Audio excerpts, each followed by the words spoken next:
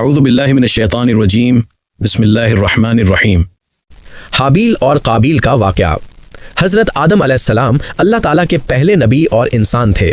اللہ نے آپ کی نسل کو آگے بڑھانے کے لیے آپ کی زوجہ حضرت حوا علیہ السلام سے اولاد عطا فرمائی۔ اس وقت اللہ کا حکم یہ تھا کہ ایک پیٹ میں پیدا ہونے والا لڑکا دوسری پیٹ میں پیدا ہونے والی لڑکی سے نکاح کرے، یعنی جڑواں بہن بھائی آپس میں شادی نہیں کر سکتے تھے۔